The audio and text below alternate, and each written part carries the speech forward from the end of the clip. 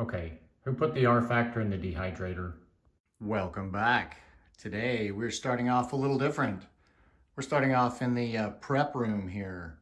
So I've got quite a few projects that are being held up right now due to weather because they need some bodies painted. I've got some parts I'm waiting on. Of course, I've just got a lot of wheels out there as I'm trying to figure out what to use them for.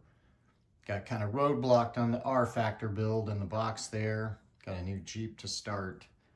Got a XL titanium cheat code with a 4-door FJ, and that is going to sit on that cheat code with some brand new MUES Designs cheat code boat sliders for that 4-door. So that's pretty cool. That'll be coming up. So you can see I've got quite a few projects here. I believe that's 6x6 is 1. The TI UAF is 2. I've got this Meus Builders Kit I've had forever. That's 3. The cheat code is 4. The JLU is 5. The R factor is 6. So you know what? Why not start a 7th? Back to the familiar setting of the work table here. So speaking of starting a 7th, I figured I had enough parts laying around that I might as well fill the time and pick up this very affordable little MUES MB24 kit. So because that R factor got stalled, I was kind of in a mood to do some fun haver-esque building. So I decided to go with this guy in a pre-painted body, and you can see I've got some green appointments out here. We'll see how those work with the different color, kind of lime green. They look good with the blue. But my thought was to, of course, paint up my own body. But again, because of the weather, I want to get something built. I'm going to go with the pre-painted body and can always swap that out. So for axles, you can see some shiny stuff on the table. The thing I had laying around was another set of these wide brass Super 8s. So I thought initially these would be perfect, and I'm still going to go with them. We can always swap them out. But this body is about half the size of the R factor body. It is super tiny. So we'll just see once we get that sized up, but I'm gonna start building. So sit back, relax, and let's get into this. Got the full kit here out on the table, and this is not near as overwhelming as the little guy R factor. A lot less parts, looks pretty clear, and they do have some nice graphic instructions. So this should be pretty easy for assembly, so I'm not going to get into that. I'm just going to get it assembled, but we'll take a quick overview of the parts. So it looks like you get the carbon fiber frame, you get your cross braces as usual to set that up as you want. You get all your hardware, and then you get the cage assembly and some sliders. And it looks like they give you a nice printed or molded, this would be like an adjustable Mofo tray for the servo all the way on the back position. Although this is not adjustable, it is just all molded, but apparently they're wanting you to slide the servo all the way back. So I do have a Mofo adjustable mount that I'll probably swap in instead of this plastic one, but we should be able to achieve the same servo placement with that. But other than that, you get the interior, the spare, and of course the body and sticker sheets. Give you a nice light bar for the top, and I believe you get one for the grill. The only bummer that I'm seeing here is it looks like they gave me the wrong stickers. So I've got red stripes, and I believe on the website, this green and blue one should have blue stripes on the doors. Not a huge deal, but I don't know that red is gonna really work with this color scheme too well, but we'll see about stickers later on. But anyways, that's kind of the overview of the body, cage, and frame kit. So I'm gonna get into this, start getting something together, and then we'll look at some other pieces. All right, quick check-in here on the progress. So I've got the cage mocked onto the LCG frame. So it looks very nice, no surprises with assembly at all. And of course I left off the 2 light bars for now, but really cool little kit there. I'm liking it so far. Get that cage out of the way. So I had to go ahead and get my first piece of bling in here. You can see is that Treal skid plate. So not too much, but just enough. So you'll definitely see that from the bottom. So nice to have a little bit of accent there. So this is set up pretty nice, gives me some options. I'm not sure exactly what I'm gonna do for battery or electronics. or motor for that matter. We'll just kind of see as we go. But I've got my next piece of bling already assembled, which of course is little guy. And then I've got Injora 16T gears in here. And I only used one O-ring, and there's no in and out play. I've got some udder butter, so it's nice and free spinning. And then to top it off, I've got another piece of Treal, a double captured link riser, or I guess just link mount. There's no riser to it, but looking really good there. Nice little accent. And then I'm starting with just stock hexes for now. They look like they're not crushing the bearing. I can always sand that back spacing, but we'll get to that when we start fitting wheels, and we'll see how that works. But I've got some brass +1s back there if needed. So easy on the rear axle, quick assembly. One note, I did use some 3M to shim this link mount on top of that diff. Pretty typical. Takes out a little bit of wobble that you cannot get rid of even when you tighten the screws down. So I'm prepping to do that on the front as well. And speaking of that, got a lot of parts here to get into to make the front happen. Hopefully, cross your fingers, there's no hiccups, but we'll see. Well, no surprises on that front axle, but before we get into it, I had to do a quick mock-up here. So I'm trying to get kind of a sense of the wheelbase, and I think this is about where it's going to end up, at least where I want it. Just sizing it up real quick, but man, I'm really starting to get excited for this thing. Let me get this off of here now. Get this guy to the side so you can see this front axle, nice and shiny here. It's got my third piece of green on it with this NSDRC SERVO. So this is their limited edition with the matching servo horn. So I'm really starting to dig this green and gold color combo, looking super nice. So just got the regular Lgrp V2 CVDs in here, but really good steering throw right now. So I may swap these later to get a little bit further even, but had to have something in there to build off of. And then you can see I've got my matching limit strap holder in brass. So really nice assembly there, no surprises. And one thing I forgot to mention, one cool feature of these little guy knuckles, they don't have a kingpin bushing. So the hardware head is just a little bit deeper. So they just use that, and it makes it really nice. And as you can see, that's flush. So super nice. And another good feature, you can see how acute these axle ends are cut. So they're pre-cut for some really extreme steering, so you can go even further. But really like the Super 8s in general, and these brass ones are no exception, just super nice. So let me grab this servo case here, and we'll take a quick look at the specs of the servo. So 197 ounce-inches at 8.4, so just massive, massive torque right there. So I'm not sure the ESC yet, but we'll probably end up running it at that 8.4 most likely. So anyways, one last thing I forgot to mention, I'm gonna get this on camera so I remember, is I put in 213 overdrive in the front, so that should be 23%. So that will help this guy out climbing as well. So anyways, I think that takes care of both of these nice looking brass axles. Okay, the next thing I want to focus on getting in there is the transmission and motor. So you can see I've got Mofo's Nano Bam ready to go, and I'm using his standard mount that puts this guy basically exactly where the stock brushless motor would plug in right here. So it keeps it nice and low. Basically, we're just going to replace this whole front component here, the motor mount and cover plate. But to make that work, it comes with a little nylon transfer gear to get from the pinion to the actual spur gear, just because of the way it has to sit with the motor next to the transmission and keeping it low.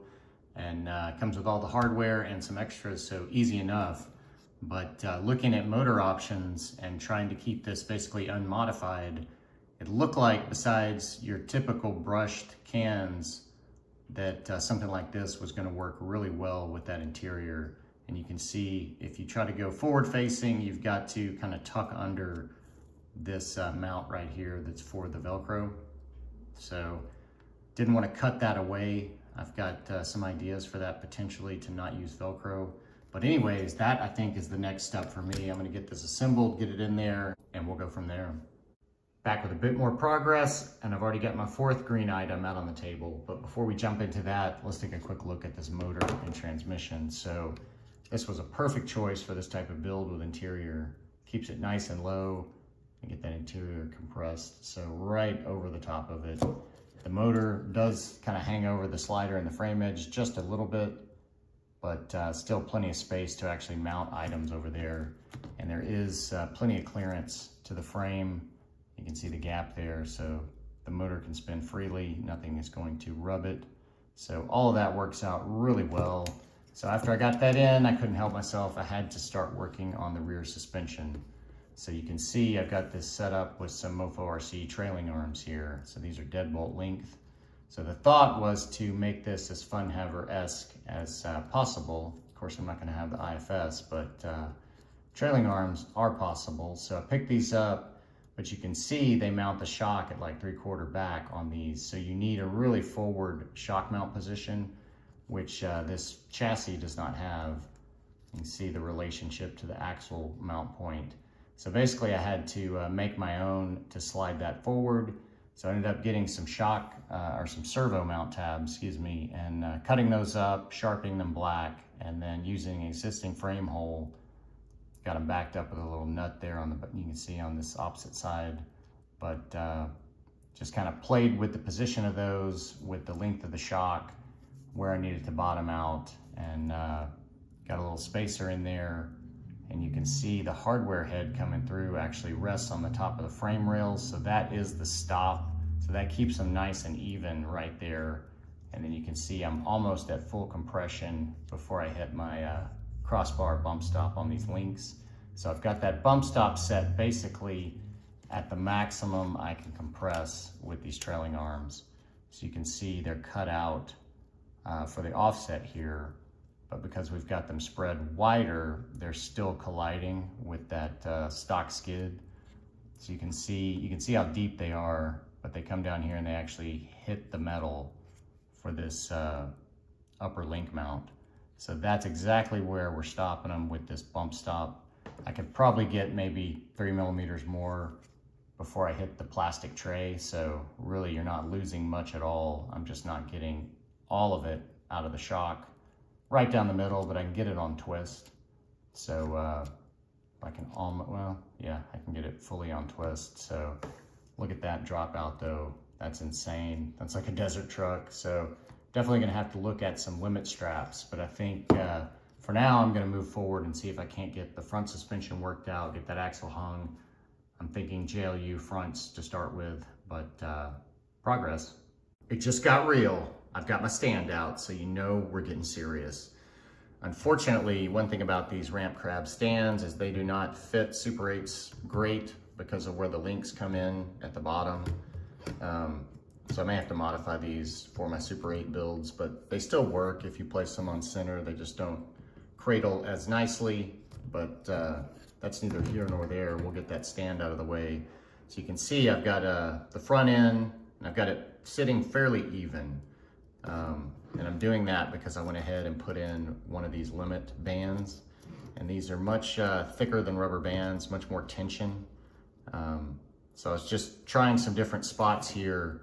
I tried looping around the shocks with the longer one, but it was too tight. I tried a short one here, it was too loose, so I kind of doubled this one up and hit both of these points and wrapped it. So I'm getting kind of a mid rise here. I'm not fully down, fully compressed, so I'm kind of liking that. But once I get the body on here and the cage with that tire, this rear end drops all the way to the bottom, so it sits low. And that a lot of that I think is due to the fact that these shocks are moved up here. So if they were back here, they would be much more supportive, but they are much closer to the pivot arm here of this lever. So they're not really giving as much force with all this weight. So that leads me to believe I'm gonna put in some stiffer springs back here to keep this ride height kind of mid-level like this guy. It shouldn't matter, it shouldn't do this because we are gonna limit it on the rear as well. But I think with the cage and the weight on there, that'll get it sitting fairly even, and I can always come back and adjust this you know, once we get the weight of the wheels on there, that may change how this reacts as far as the limit straps. But pretty happy overall with it. I did the wide Injora spacers at the top, and I did one of their included spacers at the bottom here. Looks like I forgot this one on this side. I'll need to add it, but you can see the little gold one there. Don't know if they're really needed. I just like to get a little bit of an angle out here. These Treal double barrels are super smooth. They're probably the best double barrel that I've seen on the market. And a lot of that is due to the fact that they have really nice flexible O-rings. So on the Treals, I've never had to take out this outer O-ring to get them to not bind. They just, they work. So really happy with these. And these are the 43 millimeter length. So these are the original style double barrel telescoping.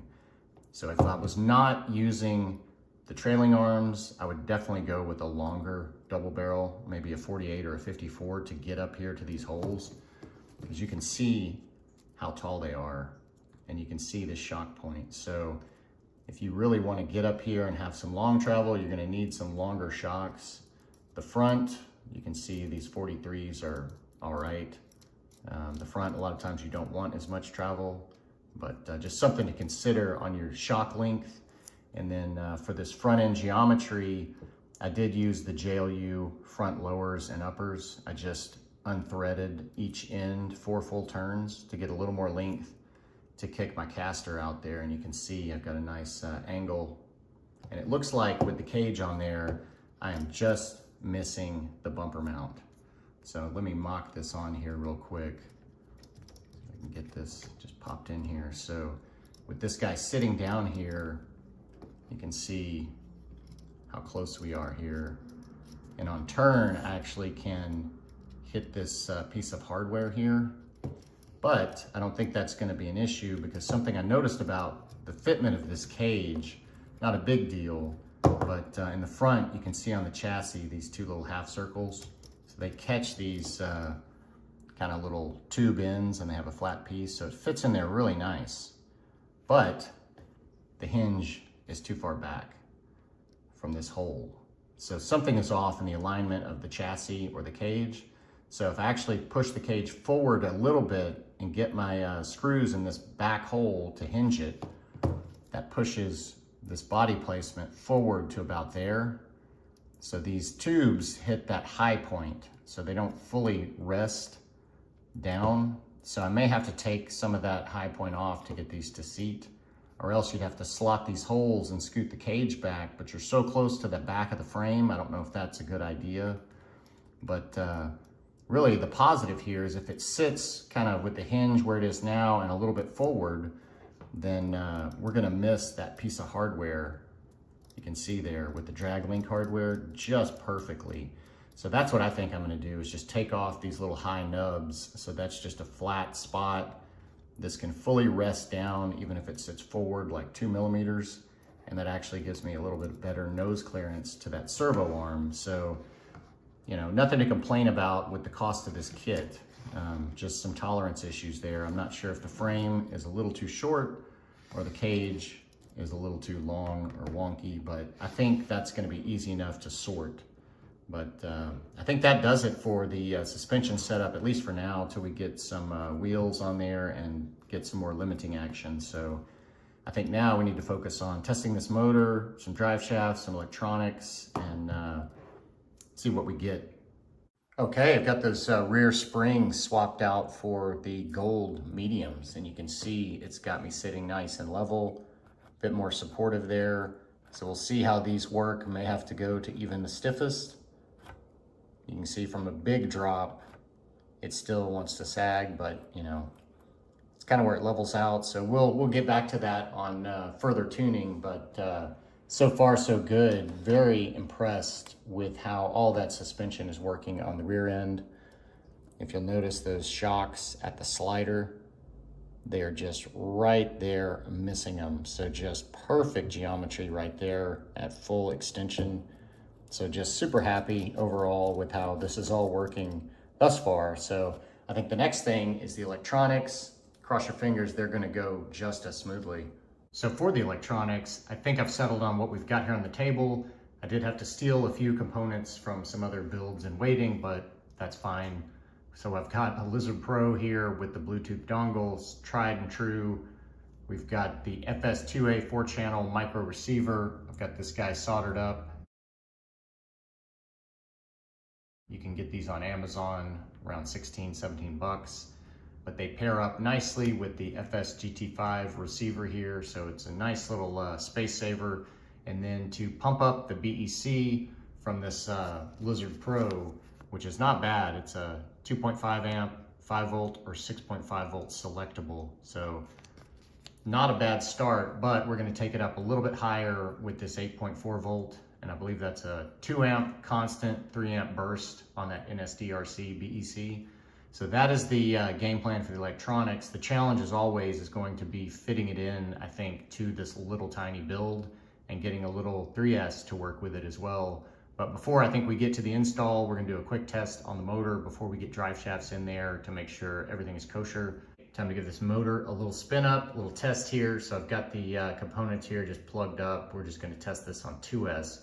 But one thing I wanna note here is I usually take some flush cutters and cut away some of this plastic wrap here to be able to access and unplug these cables if you want to coil them. In this case, I couldn't even access the on-off switch. It was so wrapped up, but super easy to do. And we're definitely gonna be switching this lead out for a 3S later on, but we're gonna go ahead and test it on 2S. So let's give this guy a spin up here. Look at that, just super quiet.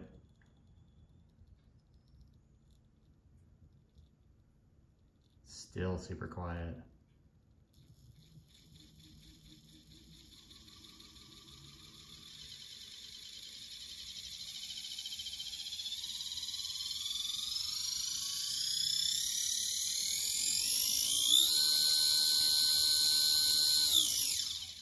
Wow, super, super smooth, super quiet, no complaints there, jeez.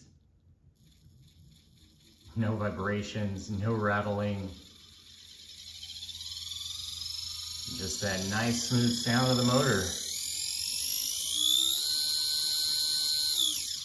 Could not be happier with that. So everything looks to check out here. So I think the next step is for me to get the drive lines in there, make sure there's no modifications needed, and then we'll find a home for all this stuff. For drive shafts, we're gonna need a JLU front, we're gonna need a deadbolt rear. So neither one of these packages has all of that we're gonna need. So I've got two out here. So this typical one, the short medium that's been around since the beginning, has got the rear male, the front male, and it's gonna have the rear female deadbolt that we need. But it does not have the front female JLU. So that is actually included in this short extra long set. So this set is set up for the Gladiator, so it gives you everything you need for a complete Gladiator setup. So that is nice. I wish they would have just included this one drive shaft in here. That would have given you either a deadbolt or a JLU setup option. But the way they have it, you really need two kits, or you need to own an existing, SCX24 to mix and match with. But if we don't have to modify any links, I'm gonna crack this and use this one. If there is a little, modification needed to that front due to that stretch, I'll just cut my own custom length from existing ones that I've already got open. But that's what you're gonna need if you do kind of a mix and match drive shaft setup. Quick update here, got the drive shafts in and no surprises on the rear, just a typical deadbolt. The front, I did cut a little bit longer than the standard JLU, just to get a little bit better engagement here. It was working, but it was a little bit of a floppy joint. So just a little peace of mind, very easy to do with the little K&S pipe cutter tool. Another thing I noticed was with the servo moved back so far, you can see the back edge of the servo basically bump stops the links. So it stops it from dropping out, kind of restricting it there. So I've remedied that before by putting in high clearance links upside down for those uppers. But rather than doing that, we could scoot the servo forward, put the drag link on the rear of the servo horn, see what that does right there. And another thing I did, I guess, after getting that setup with the drive shafts, got the cage on there with that scooted forward with the hinge. Went ahead and got the carbon fiber frame modified and cut those nubs off. So gave me kind of my final position here with this front bumper. So it's really just this one hardware head where it aligns with that drag link. So if this is, it seems like it's bowed up a little, the cage. So if I press it down on the frame, looks like we're still gonna maybe have a conflict. If it sits where it's at, it's gonna be just perfect. So we may just have to see where that ends up, but moving that servo forward and kind of flipping the arrangement there may solve that as well. So the next thing I did, one thing I like to do before I get to electronics is went ahead and got some magnets glued in there. So with the weight of these axles, definitely didn't want to do Velcro. So I went ahead and got some rare earth magnets glued in. So I got 4 of them in there for a good strong hold.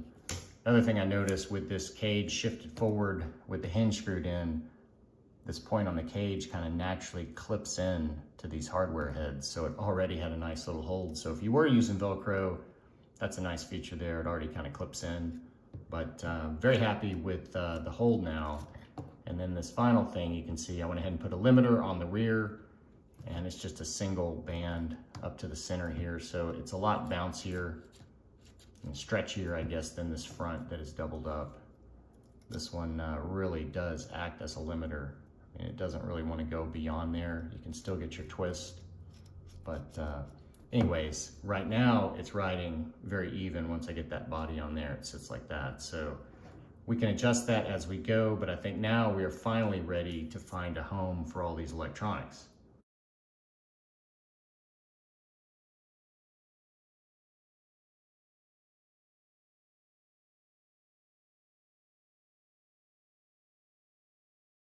Well, hey, that looks like progress. So, got some electronics in, got the front suspension tweaked, like I mentioned there, so that servo is moved to the middle position, the drag link swapped to the back of the servo horn, and I have tons of clearance there. So I may even lengthen these lowers a little more for a little more caster, but that is working out much better. Pulling this servo forward gives me much more space behind the servo as well. So that was really nice in opening up the possibility of mounting something underneath this cross bracket, but very happy with that. It allows me to get full dropout of this suspension, and those links are clearing the back of the servo or they're just touching it. It's hard to tell, but before it was kind of limited by the back of the servo. So that works out much better. And then again, I'm playing with the limiter. So I've swapped it to the servo and then the shock points here. So we'll see how that goes. And moving on, I guess, to the electronics, you can see they're all nice and low there. So I did the little tie wrap bits here on the motor wire to keep that nice and bundled. Then you saw I did a splitter for the BEC to power that guy, and that got mounted under that front cross brace there. So super convenient, tucked in there. There you can see it from below. And then that comes over, plugs into the micro receiver, which is next to the motor. So this guy initially was pointed the opposite direction, located here, but I couldn't get all the plugs tucked under this motor wire, the way it exits. So flipping it this way, I've just got the cords to deal with coming under it, and that's much easier because I will have one more thing plugged into this eventually. So pretty easy on that front half, and then the back half as well, not hard. So you can see the Lizard Pro found a home right there on top, and then below that tray, you can see the double-sided Bluetooth dongle. So super nice there, plenty of clearance under that tray to the drive shaft. So after a little bit of trial and error and thought, everything found a home very nicely, and then it left me this full slider plus this space to the transmission there for batteries. So that was one thing I started considering basically first, is battery placement and what size I was going to use. So I'll pull some over here. So these are the ones that I've got that I was pondering. So I've got a 300 Galaxy, a 250 Galaxy, a 200 hard part, and a 180 Palm Pilot. And these are all 3S, and it looks like I'm gonna be able to fit any one of those along here. So I just Velcroed the whole thing to give me full option on mounting these guys, but the largest one fits no problem. And part of making that stuff work is another little mod here. I don't know if you've noticed it, but you can see the front of my interior is sitting up a little bit higher than it should, but that's due to the aluminum spacers there at the rear. So those again are Injora spacers. Those are the largest ones they offer. But that gave me a little more headroom below. It basically got the bottom of the interior even with this cage rail. So let me squeeze down the front. You can see it start to protrude below. So quite a bit more headroom there. So that really helped with giving me battery clearance over here. So you can see on the front, they've got little screw holes. They're meant to be pinched down by pegs that are under the hood.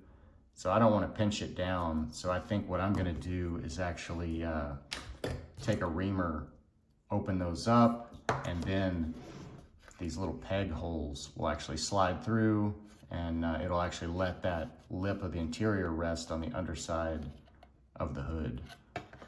So if you put it on now, you can see it sits up. You kind of have to compress it down, and the guys kind of lean forward. And in doing that, I would lose a little bit of headroom up front here, which I don't want to do. So quick mod there, and I think that will be fully worked out, and we are just lacking, obviously, the lights, but I didn't even mess with those yet because I've got a little tweak I want to do to those. Plus, they really deal with basically the cage and the body, and I'll have to figure out some extension to get them to my receiver because they're going to have to work with this hinge.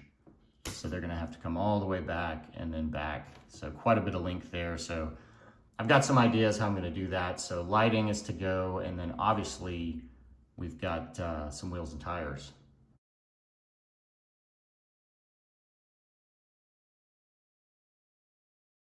Got the body mounted onto the cage in preparation for the lighting, and it kind of reconfirmed what I thought earlier as far as the length of the cage versus the frame. So it looks like the cage is longer than the body as well. So you can see the front cage points here are a little forward of those peg points under the hood. So there's some misalignment there. These points line up, the rear points line up on the cage. So looks like maybe the nose of the cage is just a little long. Not a big deal. I can open up these holes in the cage, I think, and make that work. Seems like if I screwed them in, and I did have them just kind of pressed in place and screwed in with some tension, but that puts a lot of upward pressure on the nose here, and I don't want to bow the nose up on the hood. So I think I'm gonna make that work somehow. I don't think that'll be too hard. And then I got something in the mail, and I thought that was gonna lead us right into lighting, but it was not what I was expecting, but it's something I do want to use on the build. So these are some more EXO US or EXO.US U-joint style CVDs. These are titanium. These can achieve like a 55-degree turning angle without binding. So some axles you need to modify. These axles you don't. I think the steering link we may have to modify for diff clearance. But you can see with these little guy V2s, we're maxed out with a little gap here to the back of the axle. Got a gap to the diff.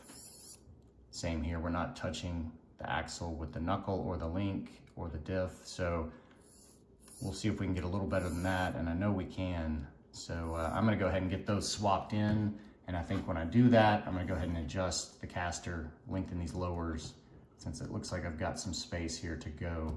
And we'll come back, see what that does to the overall front end geometry, and then hopefully by that time, maybe the lighting component I'm waiting on will have arrived. Back with a few tweaks, easy enough. So when you put those EXO CVDs in, swap them in, you want to remove the outer axle bearings and just leave those out. So you leave the knuckle bearings in on both sides, and then of course you don't mess with any of the bearings on the inside of the diff. But I think that just allows these axles and that U-joint to have a little bit of inward play where the bearing would have been the stop. I think that helps it achieve that full turning throw there. And speaking of that, that is just insane.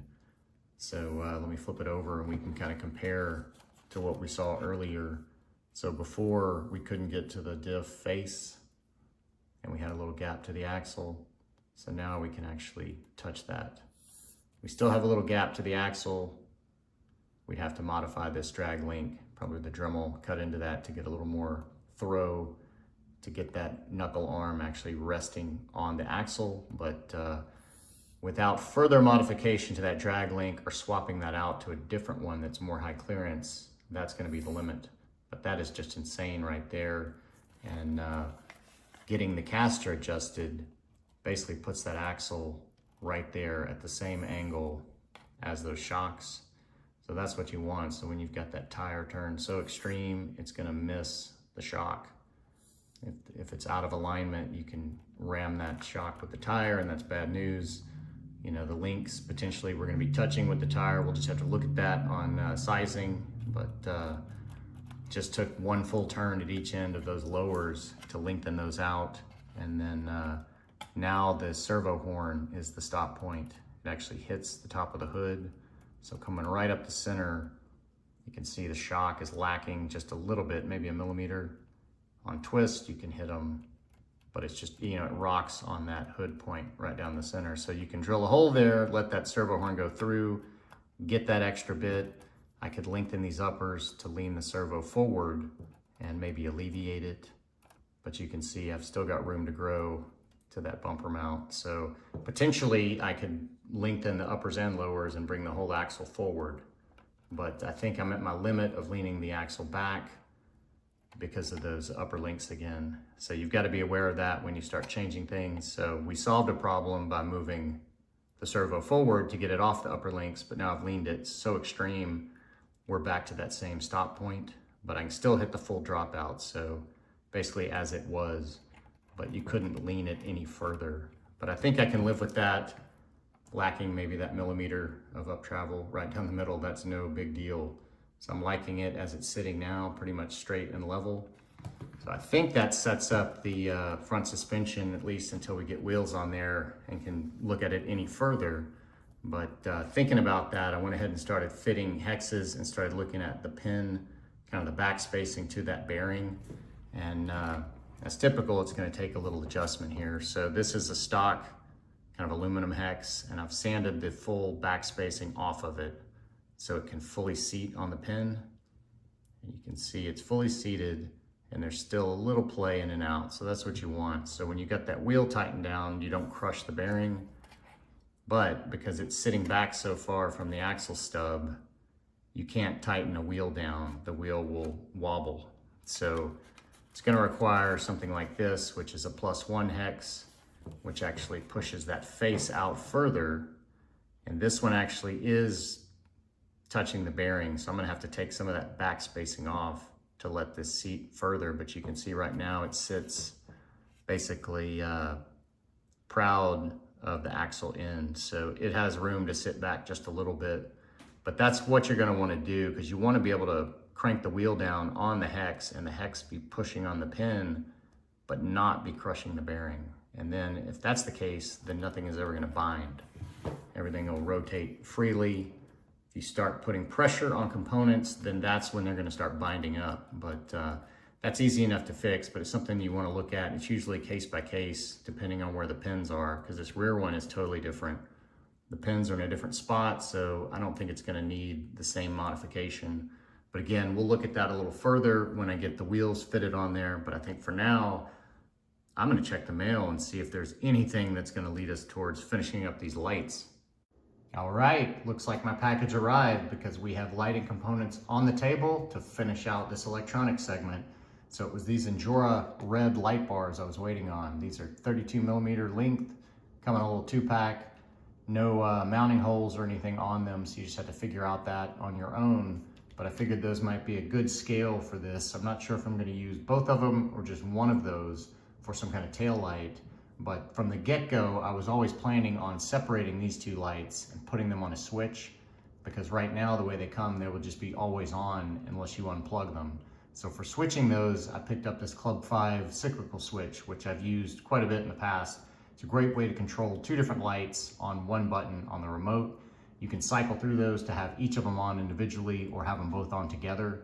So obviously I'm going to have to use some kind of splitter here to at a minimum add a third light to this setup here, because I've only got 2 ports on this switch. And then I've got some extensions here. I'm sure I'm going to need to make up some of that length for the hinge to get down to the receiver. So for me, I think the challenge is going to be a little brainstorming on just how to mount this stuff and get it routed to all come together. But anyways, we'll come back and see what kind of progress I made.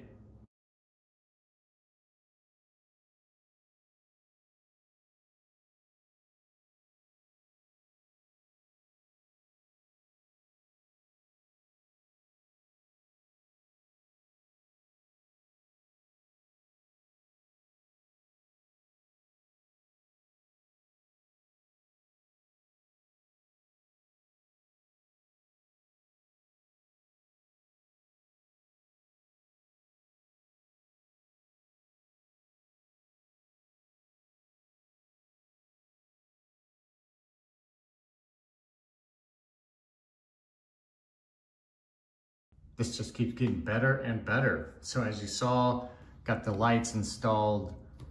Thought I'd take a little break here, give you a closer look maybe than the photos of the finished product. So I don't have the body connected to the hinge just yet, so we can take a quick look underneath, but there's the rear light bar. So I've got all the cables that are installed kind of in their home permanently blacked out. And then you saw I used quite a bit of shrink tube for all the cabling as I routed that along the cage. And the only small modification I had to do, as you saw, was clearance this bracket because of just the location of this cable along that light bar. So it wasn't in a position that would actually let me screw this grill to the bumper. But other than that, everything went in super clean with a little bit of thought. And you can see my switches there on the roof, and then, or my splitter, and then the switch is actually here on the back of the seats, basically leaned back like a radiator. So since that's all blacked out, super clean. And then you saw blacked out kind of the cord that exits. You can't see anything for the light bar cabling on the roof, but just overall super happy with it. It definitely added quite a bit of weight to that rear with all the plastic and cables, so I may throw this on the scale. But very happy with it, I think, in the end. The most challenging part was actually plugging in these 3 pieces here once I had the cage screwed to the body. So I had to do that with tweezers, but now as you can see, I've just got one connection, easy to get to plug to the chassis. So overall, a really nice solution. Puts the switch on board of the body instead of trying to find a home for it down here.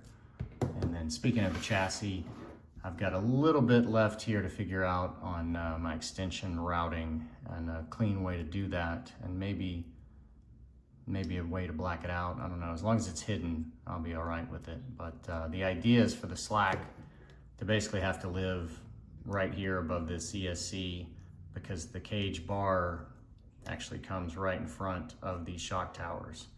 So it can't be back here. It's got to be basically flexing up and down here, but it looks like that's possible. So I think that's the next step for me, is get this final little piece worked out, get this connected to the chassis, and then that should wrap up the lighting portion.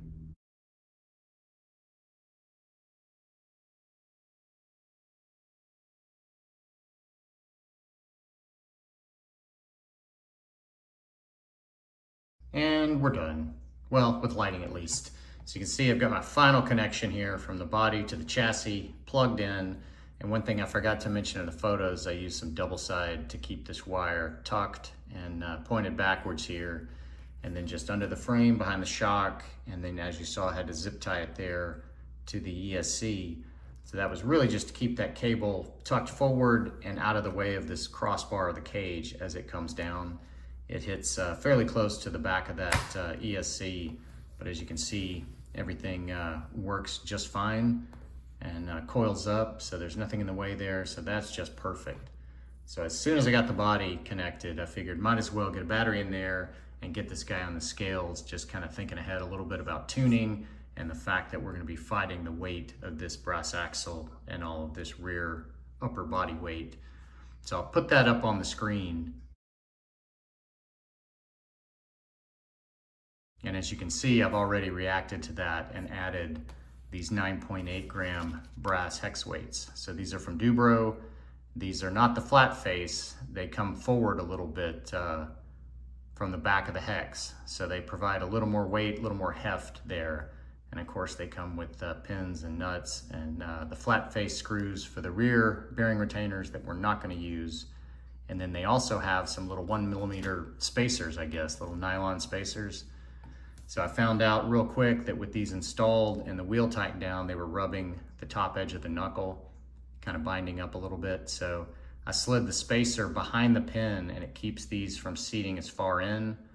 And tightening the wheel down with that setup, they didn't seem to bind. I usually don't like to have something pressing against the bearing, but in this case, that seemed to be the only way to kind of solve it.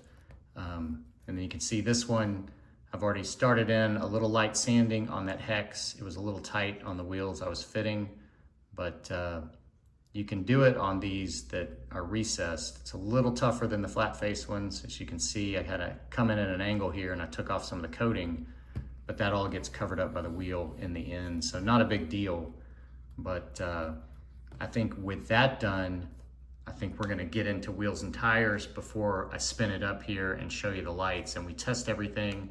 I have on my own gone ahead and set up the servo endpoints, gone ahead and done some tweaks on the app to get this set up for a little micro brushless motor.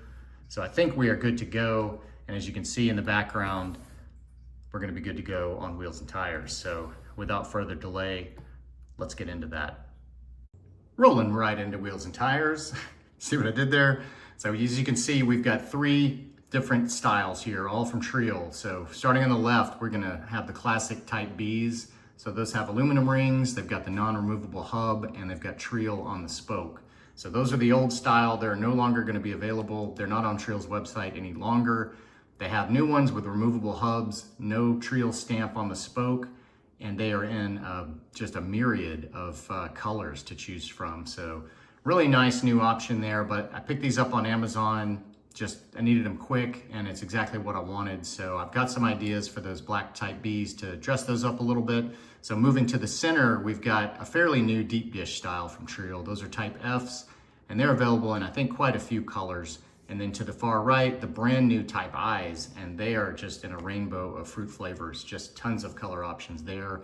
Both of those have removable hubs. Neither one of them have a Treal logo on them, so super clean. The new direction Treal is going with the wheels and the fact that they're giving you that optional hub. But anyways, I think we're gonna open these up, take a closer look, get them on the scales and see how we may tune these up a little bit before we dig into the stack of tires there in the background to see what actually fits the rig. Okay, let's run through these real quick, get a better sense of each of those. So I'm gonna go ahead and get these scales queued up here. I think the first thing we wanna do is get these all on the scale. So the idea would be to have all of them basically the same weight, and that would make tuning very consistent. But it's something I noticed last time when I used the orange version of those type Is. They're a little bit heavier than typical. So you can see there, I think with all the hardware, these are usually about 22 and the aluminums are about 11. So you can see the new style type I has the kind of the gold stripes around its brass ring. So it's actually 2 millimeters wider. So maybe that's why that's a little heavier sitting there at 26.3. But I think we can do something about it over here on this one that's aluminum. We've got a brass Treal ring, that's a takeoff from another one. So you can see there, that's 15.8 grams versus what comes on it, which is 5.2. So basically a little over 10 grams difference. So that would put us at 11 up to 22. So basically sitting right even with that one. So this one would be a little bit heavier. So the idea would be to put some aluminum on the rears of these brass guys and put the brass rings on the fronts of these aluminum guys. So kind of even them out there. But as I said, these rings with the gold stripes are wider. So we'll see about if that works. If we swap one of these rings on there, we may not be able to get the tire to bead, or it may change directions on tire to something with a really thick bead, but we'll just have to see on that. But I think gonna dress these up just a little more, speaking of the Type Bs. So one thing I like about them is the ring style is super interchangeable and offers a lot of ways to dress it up. So these are actually green takeoff rings that I pulled off some polished silver ones quite a while back, didn't use them. And I think these are gonna come in very handy for this. So I'm gonna swap these in for the black rings.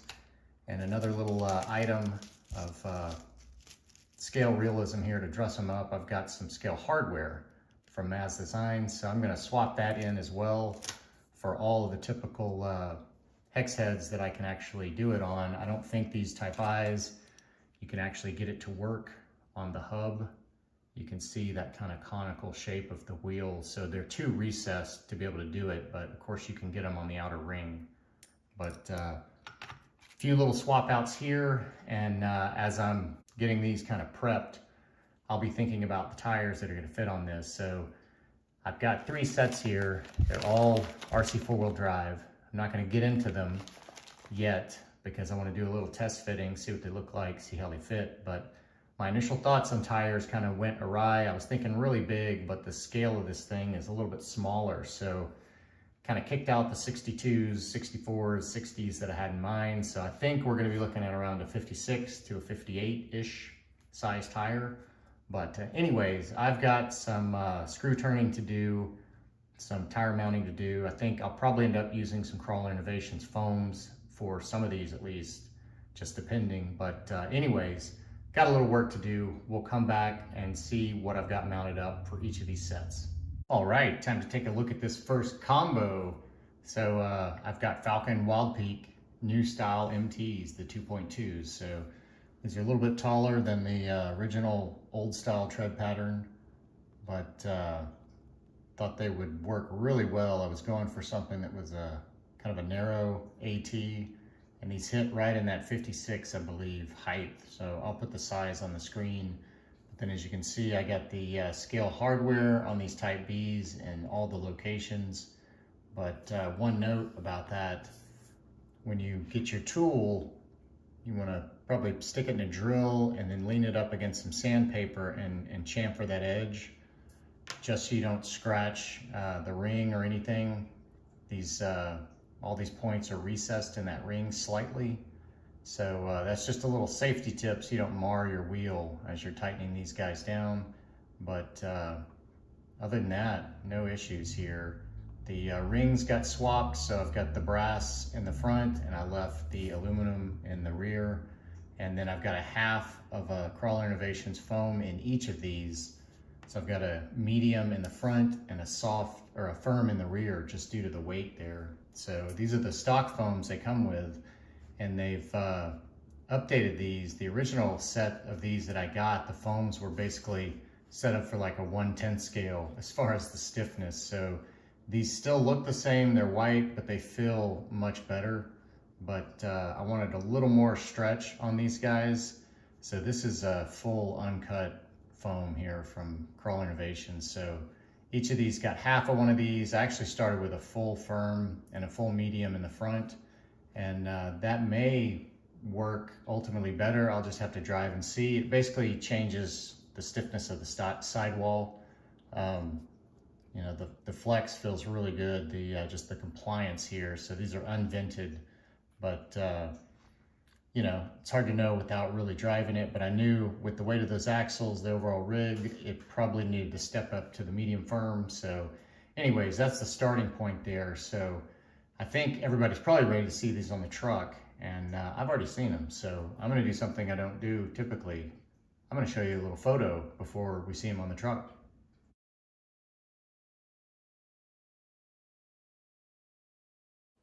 Here we are with the first version, and I gotta say, man, that is pretty damn close to the real fun haver. Of course, minus the badging and the stickers. But man, just super sick.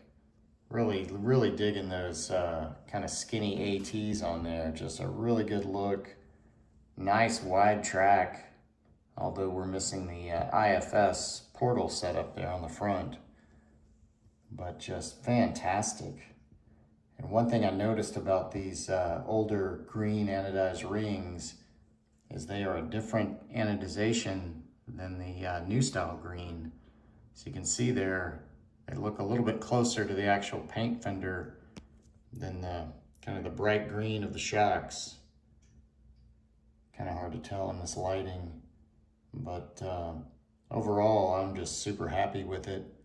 I think that is a great first set there to kind of complete that fun haver look.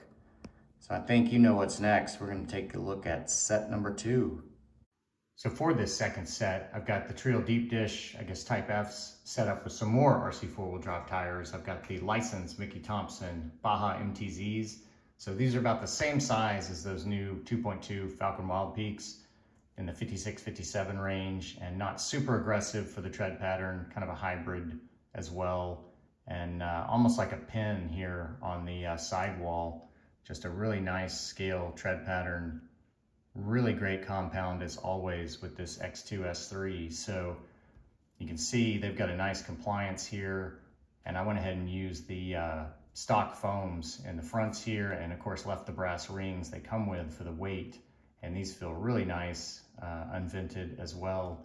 And then for the rears, I swapped in the aluminum rings I took off of those Type Bs and put in a half of a firm.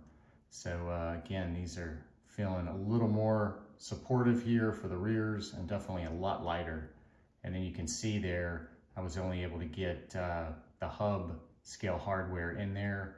Unfortunately, the tool was a little too big to slide down next to the barrel, I guess, and be able to do the ring hardware, but you take what you can get. I still think it looks better with a little bit of scale hardware on there. So one big difference on these deep dish is the offset versus those Type Bs. So I want to say those Type Bs are like a 0 offset from the center of the wheel, or a positive offset even. So they really sit tucked in. So because these are deep dish, that hub is really negatively offset from the center, so that positively offsets the wheel and tire from the fender of the body. So these are going to stick out just a little bit wider, and that's something I'll measure up here on all of these. It's just kind of the track width difference with each setup here. But I think without further delay, let's get these on the truck and take a look at it. Wow. So if that was the fun haver, then what is this? The Joybringer? That looks super sick. Look at that. Wow. Those deep dish look great. Let's see the steering angle. Look at that. We've still got clearance to the fender. I think all 3 sets of these tires barely kind of get into the nose on a full twist, but not too bad, it doesn't look like. And of course these tires are pretty soft, but just a little there on the edge, but that's again at full compression. It looks like for the main driving, we're gonna miss it just barely. So man, those look so good. And you can definitely see the difference in the green. These are much darker green and match the shocks and the skid and all the other anodized Treal. But man, could not be happier with the Joybringer. So you know what's next. Set number 3. Last but not least, we've got the Type I Treal wheels, and I kind of called an audible here. I sidestepped from my original tire selection, which was RC4-wheel drive, and as you can see, we went to little guy. So I've got the 57mm Trench Kings on here. So originally I had planned the IROCs from RC4-wheel drive, and you can see they're very similar as far as the look. The IROCs are just a little bigger. I think these are 58s and a little bit wider. Of course, I've got these Trench Kings stretched out a little bit. These are pretty narrow, and the foams are super soft. And the tire rubber is really soft, so for some support, I ended up using a full soft in the front and a full medium in the rear to give me a little more sidewall support there.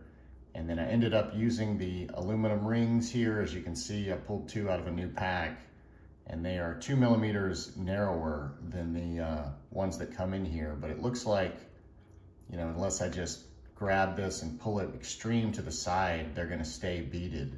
Of course, they're clamped in on this side, so they won't rotate on the wheel. But, you know, they look like they seat really nice. I think the wide foam helps hold them on there a little bit, but we're gonna run them like this and see. And then you can see as far as scale hardware, like I said earlier, I wasn't able to get it on the hub because of the conical shape of the wheel. They're just inset too far, but got the outer ring on these guys and they look fantastic. They feel great. Left these guys unvented as well. So we've got the heavier fronts, the lighter rears. So I think it's time to get these guys on the truck and see what this final set looks like. All right, take 3. So if we've got the Fun Haver and the Joybringer, what does that leave for this one? How about the Smile Getter? That feels good. These look really good. And one thing I forgot to mention, just like those deep dish, these have a negative offset.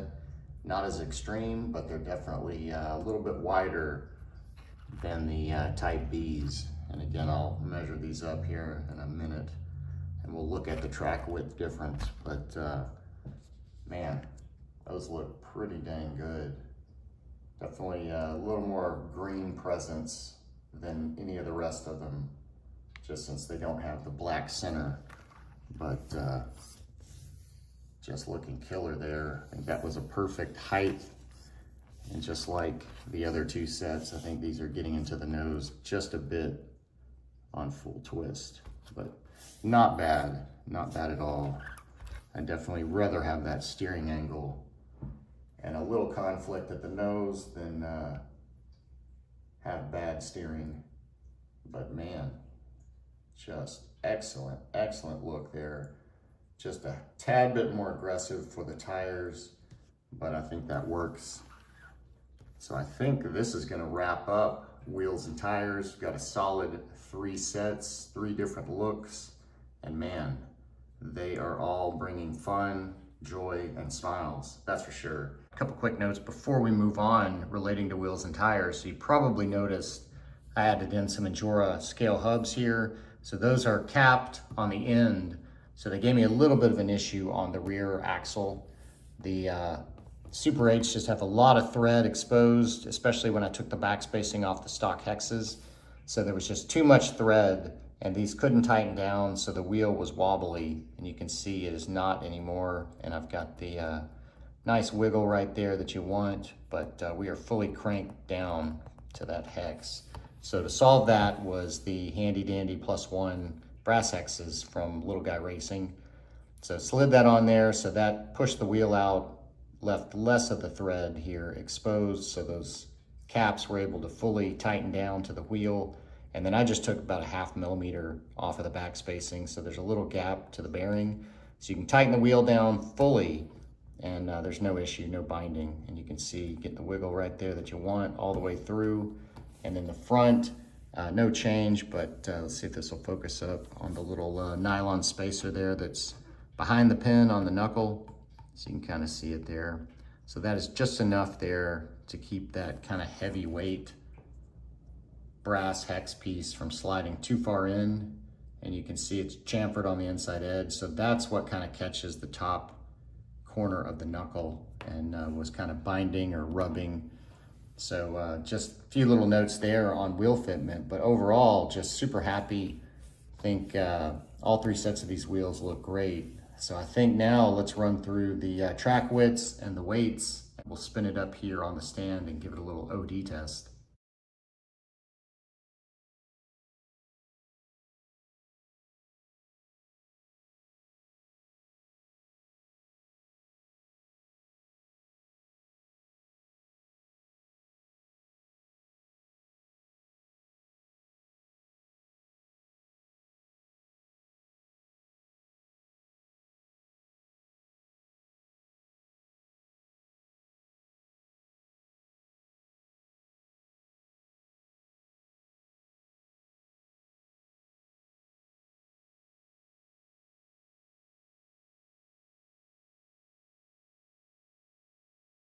Not too bad as you saw on the weight. Not a lot of variance there. These are definitely the heavier set, which works out well for this bias. I believe these were the heaviest in the front at 57% versus the others were 56, I believe. But not bad overall with the battery in. I think the low end was 533 and the high end with these was like 545. So not bad at all, and just killer look. I just can't get over this thing. Just looking awesome. So you did see the track width varies somewhat with each set of wheels, and of course, you know, I probably should have measured with no tires, so they're kind of an approximation because these tires aren't all perfectly the same. But I figured I'd go ahead and get a quick measurement here of the overall wheelbase. So let's see, from the rear, kind of centered up, it looks like we're about 147 millimeters here for wheelbase. So not too long, but definitely not a shorty. So I think with all the stats known, let's roll right into a little testing. All right, we've got the tires taped. We are ready for a little test here. Battery's in, so let's check out this overdrive on the front. It's 1, 2, 3, 4, 5.5. So that looks right. Looks like 23% there. I believe that's 5.5. Check out that steering angle.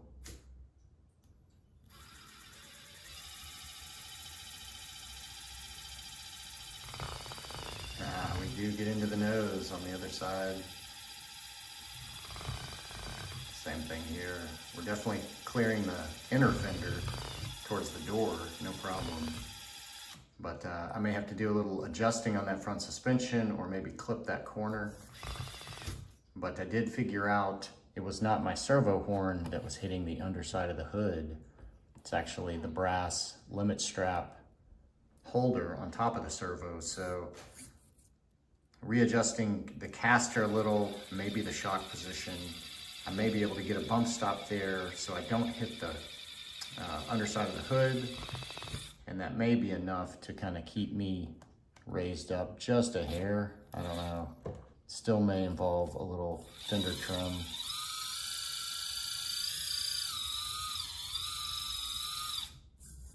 Let's lift it up here.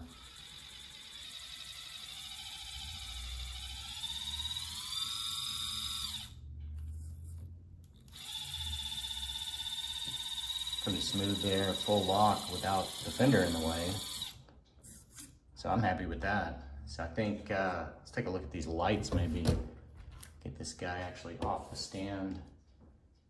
Maybe untaped here. Might be a little more appropriate. All right. Look at that, look at that steering. That is just crazy. So let's kick these guys on. So we've got the front lights included with the kit, and the rear lights are on, but let's get the roof lights on first. Boom. We've got a nice individual switch there for those. And then one more. Let's get everything on. Super sick. That is so nice. Man, that steering. That is that steering angle right there that Meus can be jealous of.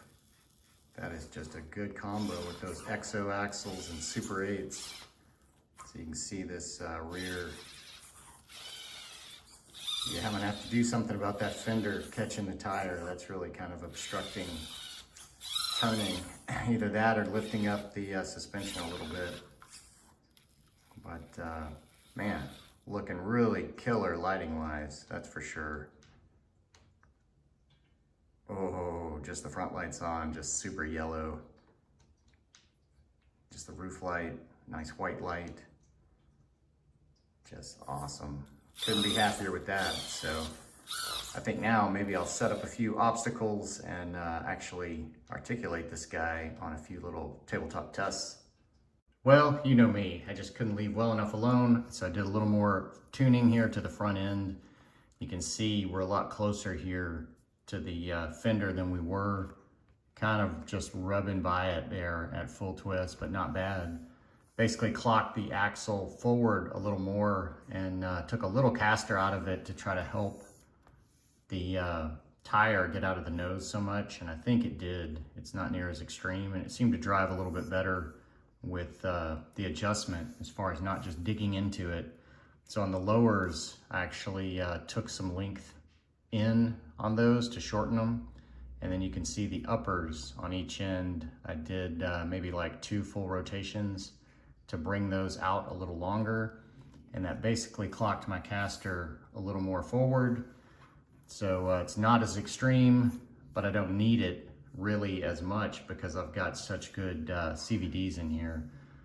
And I did bring the shock height down 1, but if you remember, we weren't getting the full usage out of it. So now we're bottomed out at the shock. We may just be touching the underside of the hood, but it didn't change the ride height, basically, is what I was trying to say there. Little shock adjustment. So now we get probably more down travel and the same, you know, sitting height, basically super low, basically sitting all the way down. So I can show you on the underside of the hood, you can kind of see where that limit strap was hitting before, and then you can see where it's kind of just barely kissed it a couple times right there. So quite a bit forward on the rotation of that servo. So it made quite a bit of difference there, and I think we gained maybe 3 millimeters on overall wheelbase length, just with that little rotation there of the axle. So a little bit longer than it was. So I think with that, we are ready to test it. But there was one other thing I did, and you may have noticed it, you may not have, but I ditched the ugly little spare tire. Got rid of that guy, but still have a spare back there. So I ended up doing a matching spare to my Falcon Wild Peak. I had one of these left over, and then I used a Proline plastic wheel. Looks a lot nicer. So I've got a matching tire, more appropriate size here for when I'm running these, but I think that looks much better. I don't think the weight really changed at all. I think the rubber is a lot lighter on this tire, but then the plastic wheel has 3 screws because it's a full wheel. So it probably evens out. I didn't weigh it, but just by hand, they felt about equal. But I think that was a good move there. Definitely looks a little more appropriate at that diameter. This guy was just super tiny. You can see right there, just didn't look right necessarily. So anyways, I think now I've got a battery fully charged. So we are ready to set up some obstacles and see what this guy can do as far as articulation. One last thing to mention before we get into testing is I tweaked the limit straps again. So I went back to shock mounts here to try to tighten this up and keep it lower, because I actually added rubber bands on each side to the shocks in addition to this actual Lgrp limit band. Just was too much weight on the top here, so when it started to side hill, this wanted to unload pretty quick on an angle. So the thought was to tuck that body and rear end kind of down to the axle further, you know, on a side hill, and it looks like it's doing that quite nicely. So anyways, on to the testing. All right, let's do this. So I swapped in what I figured everybody wants to see, deep dish wheels. We'll creep up here on these, get a little flex going. Look at that, slow crawl. Nice and smooth. Let's see if we can just come straight over these. Get to the wall here. Very nice. Nice compliance on those tires. Let's see if we can drag ourselves up. Nice. Very controlled. Very nice. Get some lights on. Come back at this, do a little side hill.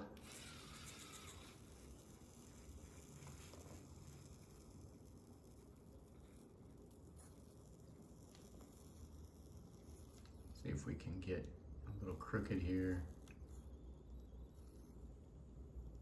That heavy body. Those axles are helping hold it down, that's for sure.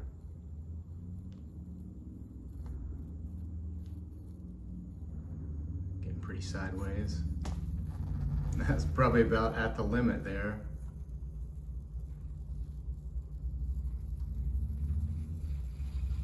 Very nice.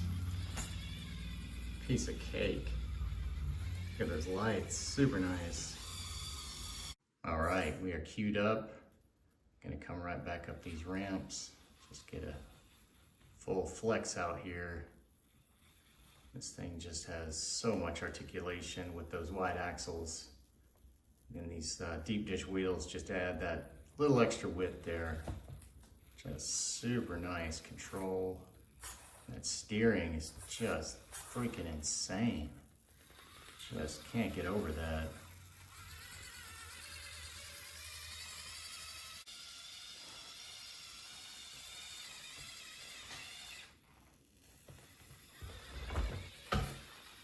No problem. Come right through here. Nice tire squish. Cue up the ramp here.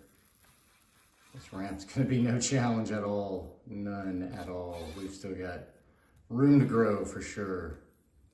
Look at that. Just insane.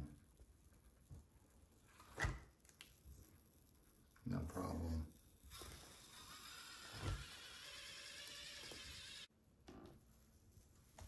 All right, let's bring it back down. Look at that tire squish.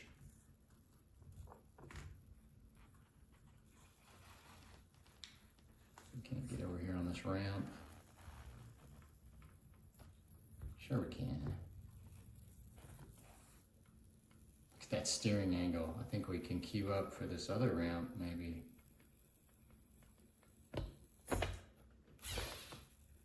Almost.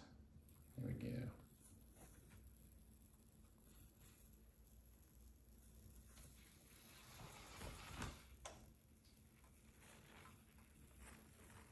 Very nice. I gotta finish this thing out or I'll just sit here all day and toy with this thing.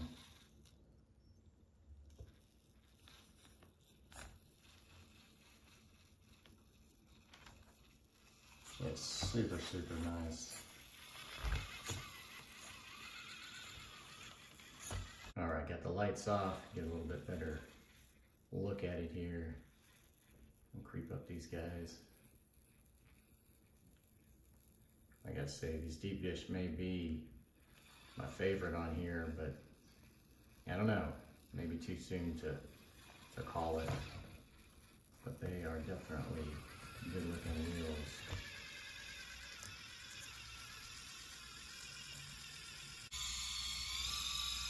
I think that's going to do it for the tabletop testing. I gotta say, I think everything checks out pretty well here. But the one thing we never really did was give this guy any juice here. You can see it's got plenty of power on 3S with this little Nano Bam.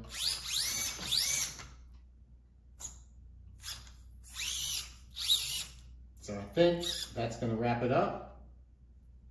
Well, it looks like we're going to finish this build out on a high note.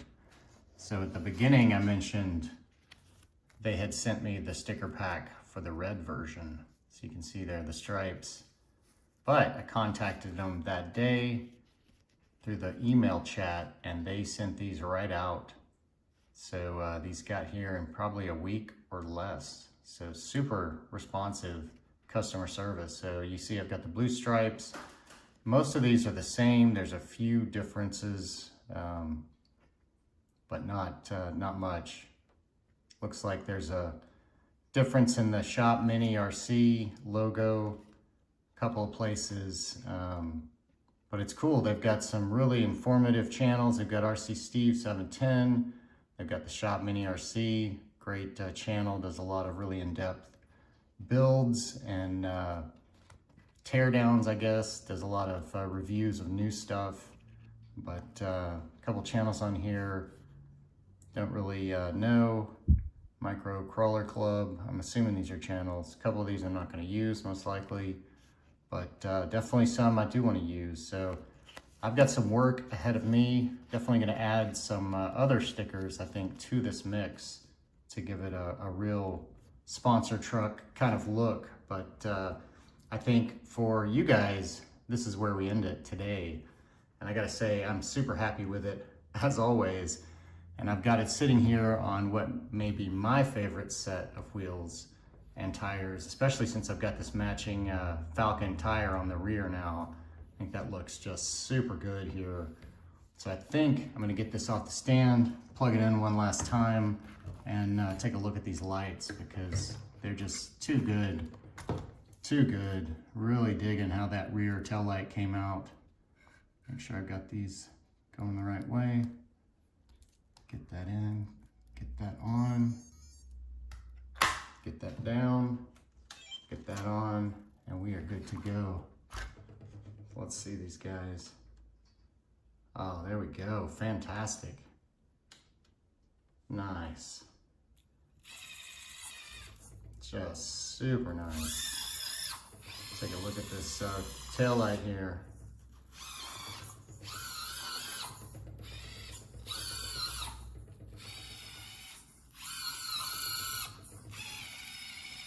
Very nice.